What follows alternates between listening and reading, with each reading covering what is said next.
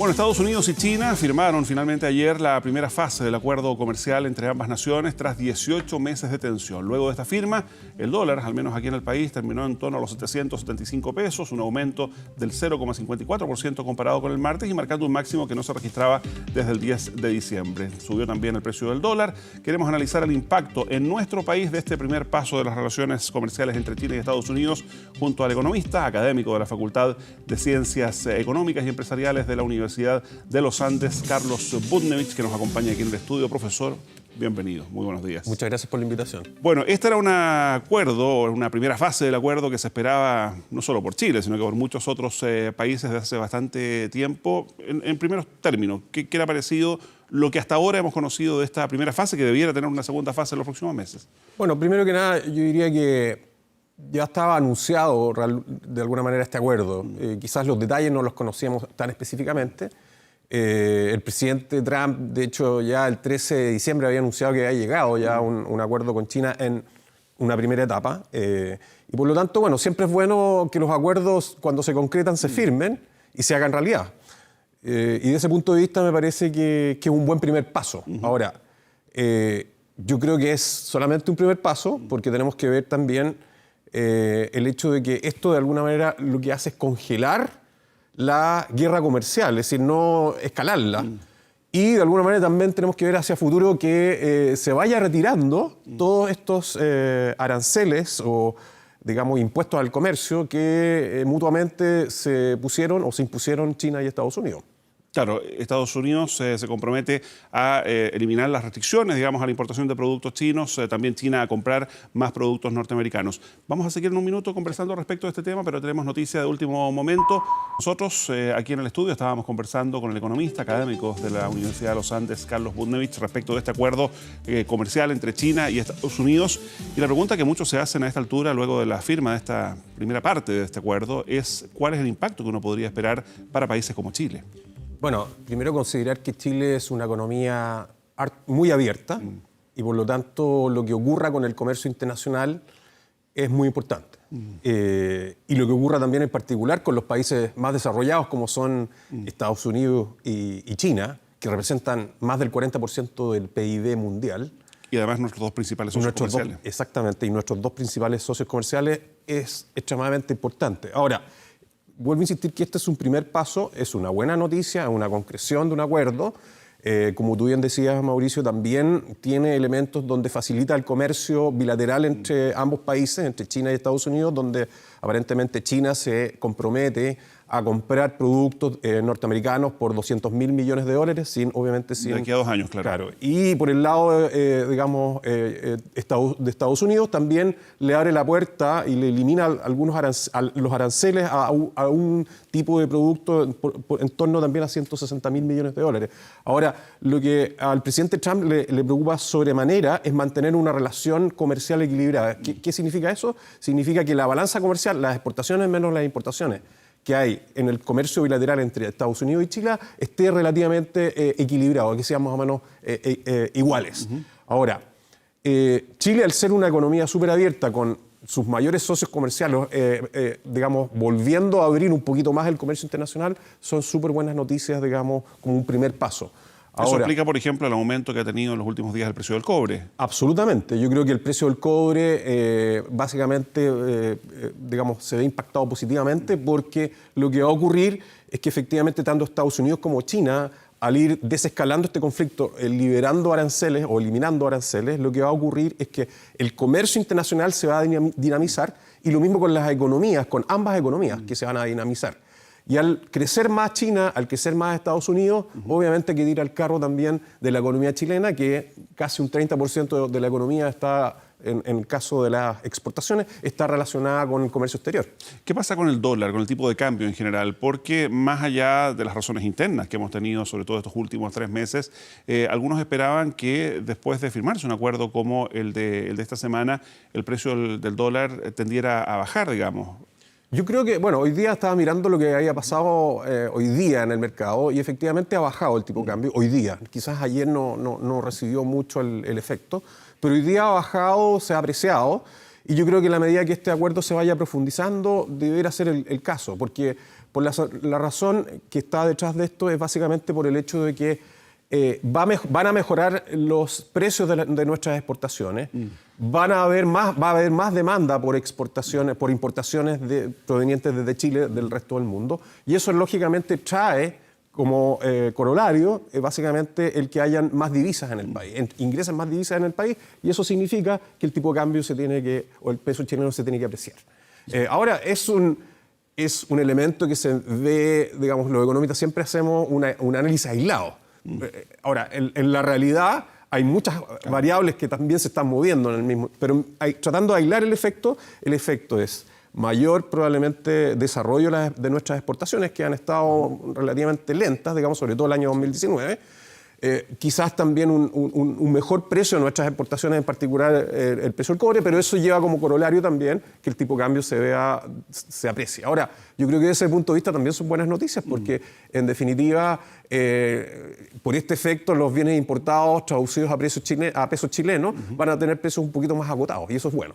Ahora, en términos de lo que pueda ocurrir en el mediano plazo, para no hablar de largo plazo, digamos, porque hoy día la situación está muy líquida, como se ha reiterado tanto en lo económico como en lo político. ¿Qué esperar para este 2020? Ya el Banco Central ha entregado algunas cifras en materia de crecimiento, en materia de inversión, porque claro, evidentemente hay que sumar, más allá de los factores externos, lo que está ocurriendo acá en nuestro país.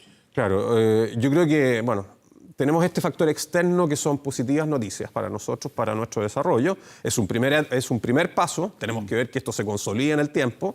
Ahora, lo bueno es que en la medida que ambos países, China y Estados Unidos, cumplan este acuerdo, no va a haber escalamiento. Más bien va a haber una reducción de esta guerra y una eliminación gradual de aranceles, es decir, viene la segunda y la tercera etapa de este acuerdo. Ahora, sin duda alguna que lo que ha pasado en Chile ha estado muy impactado por la crisis que hemos vivido en términos sociales y de manifestaciones tanto pacíficas como también con cierto grado de violencia en algunas instancias. Ahora, eso obviamente ha impactado ciertamente las expectativas de los inversionistas, de los consumidores. Hemos visto también que efectivamente han habido más despidos de lo que normalmente habíamos visto en el pasado. Y eso, bueno, esos elementos no son positivos para nada para el desarrollo de la economía chilena. Yo creo que en la medida que efectivamente se vayan satisfaciendo razonablemente y racionalmente las demandas sociales dentro del marco de una responsabilidad fiscal, y el ámbito político, el ambiente político vaya llegando a más acuerdos, yo creo que eso puede ayudar bastante a que efectivamente no sea un año tan malo. Ahora, yo concuerdo con el Banco Central que es difícil pensar de que Chile vaya a tener un crecimiento económico muy elevado el 2020. Más bien, yo tiendo a pensar que va a ser en torno a 0,5% el 2020. No creo que mucho más.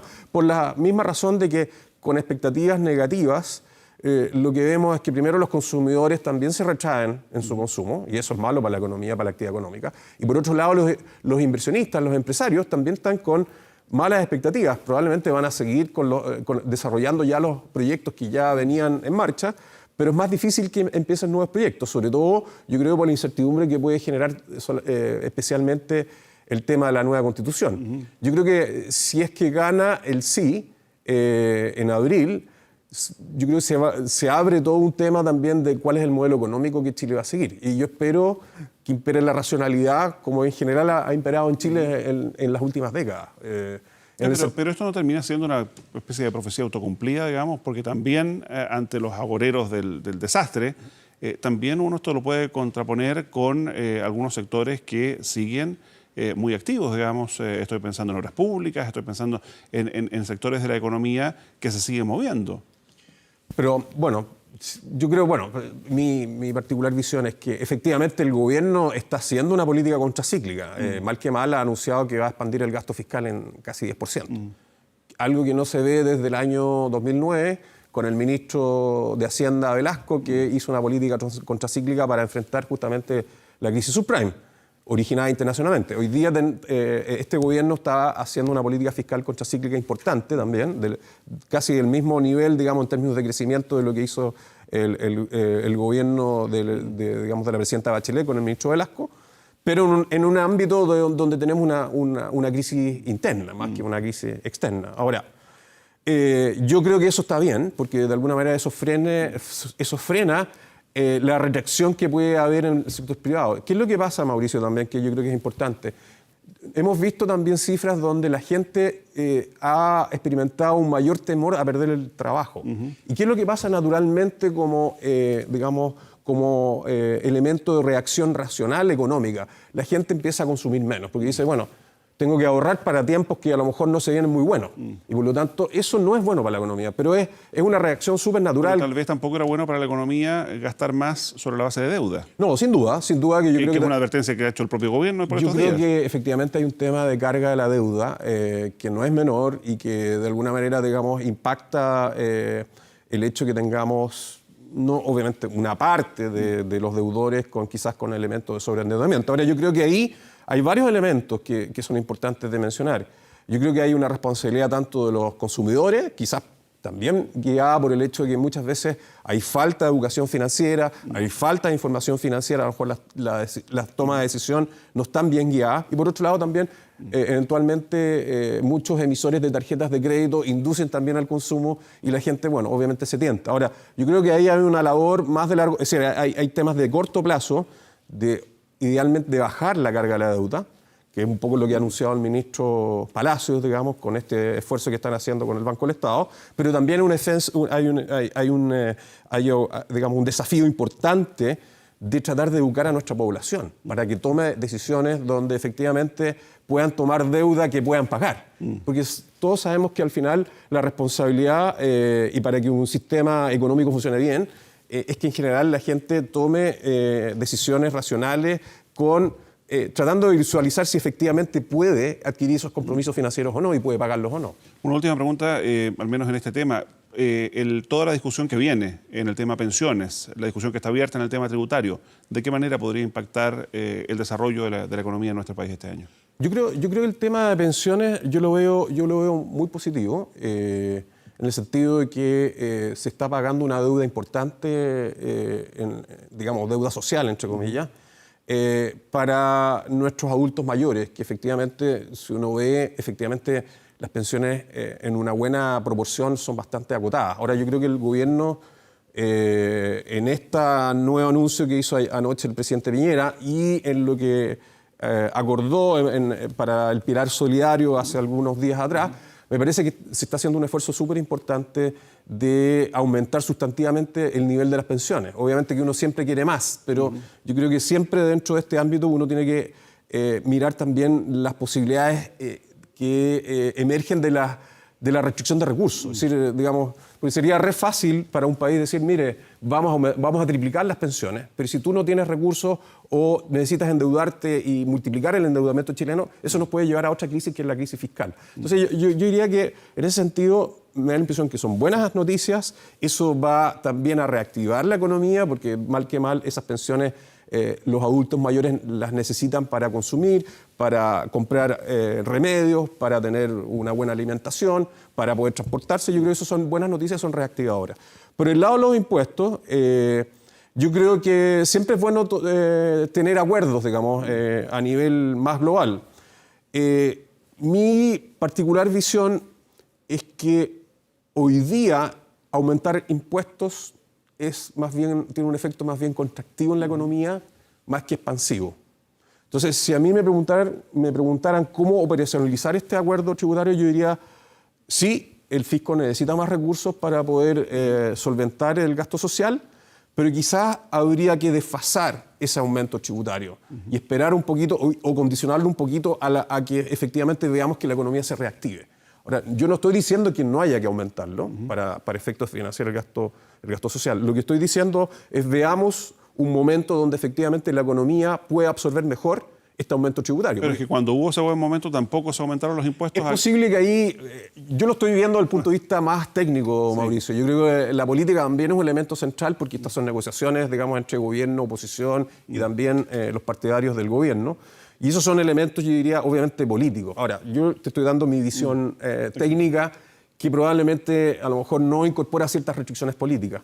Yo creo, sinceramente, que los aumentos tributarios tenemos que ser súper responsables y ojalá poder implementarlos cuando efectivamente la economía chilena está en un mejor pie. Si no, lo que va a pasar es que vamos a tener un elemento adicional de retracción de la economía. Eso es lo que me preocupa a mí, sobre todo porque un país que crece y da mejores oportunidades de empleo requiere de más inversión. Y si con este alza de impuestos vamos a afectar en parte la inversión, además que está afectada por las expectativas, yo creo que tenemos que ser súper cuidadosos con eso. Ese es todo mi mensaje, yo diría, en ese ámbito. Yo no me opongo realmente al tema tributario, lo que sí me preocupa el timing. Ese es el mensaje que me preocupa. De tal manera de no afectar más una economía que ya está bastante afectada. Muy bien, pues economista, académico de la Universidad de los Andes, Carlos Bundevich, muchísimas gracias por acompañarnos. Gracias, Mauricio, por la invitación. Muy amable.